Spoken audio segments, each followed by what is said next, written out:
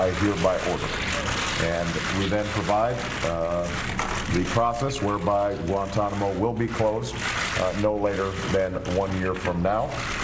We will be, is there a separate executive order, Greg, with respect to how we're going to dispose of the detainees? Is that written? Set up a process. We will be setting up a process whereby this is going to be taking place.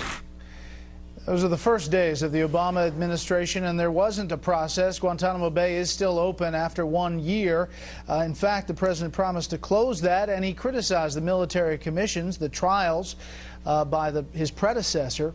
Now, there is a trial moving forward. Canadian citizen Omar Khadr is the first trial being tried for war crimes in these military commissions under President Obama. He was picked up on the battlefield by the U.S. military in Afghanistan at the age of 15 and has been in detention ever since.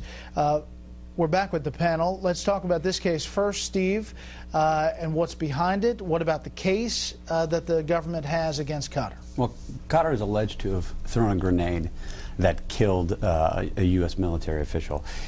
He is a known al-Qaeda operative. He was a 15-year-old, as you mentioned, but he was a known al-Qaeda operative. His family moved to be close to Osama bin Laden. He trained in an al-Qaeda camp. You showed earlier video of him putting together IEDs. He's a bad guy. His defense lawyers claim that he was tortured, basically. But the only real evidence that they've produced isn't actually evidence at all, because it comes from him and it comes from the lawyers. And they are making all of these wild claims, some of which have been actually disproven. They said that he was tortured during his weigh-in. Well, there's videotape of his weigh-in. He wasn't actually tortured during his weigh-in. In one case, an interrogator went too far and made suggestions, told him a story about another detainee who'd been sent overseas. We're looking at video of him down in Guantanamo Bay. An interrogator told him a story about another detainee who'd been sent overseas and suggested that the same thing, and brutalized, and suggested that the same thing could happen. And his lawyers are, in effect, using the fruit of the poison tree argument. You can't use any evidence, anything that he's told us, you can't use, because it may have come from torture. Juan, human rights groups are saying this is enormously disappointing. The left is saying this whole thing is enormously disappointing, listening to candidate Obama on the campaign trail and seeing President Obama move forward with this. What about that element of it?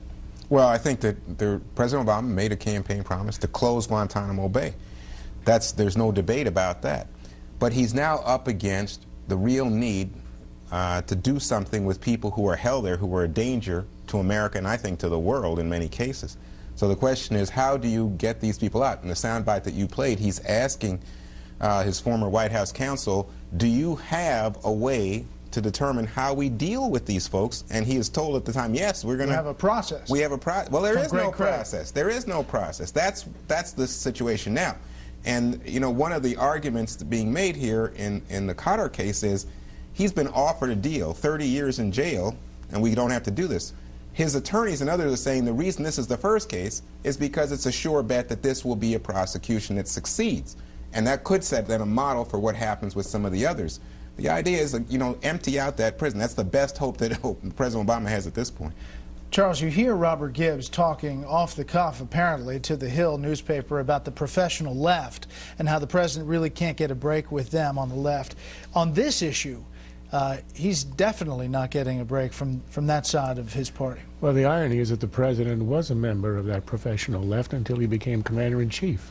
As a professor, as a senator, as a candidate, you know, he railed against Guantanamo, and as we saw, even a couple of days into office, he says, well, we've got a process, we'll work it out. He's president now. He knows the Guantanamo is exactly what we need. It fits all of our requirements.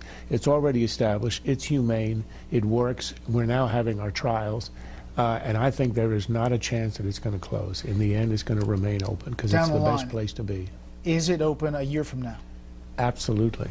Yeah, it's open a year from now. Yes, and his own State Department last week issued a report, in their terrorism report, saying we can't export people to Yemen because it's too dangerous.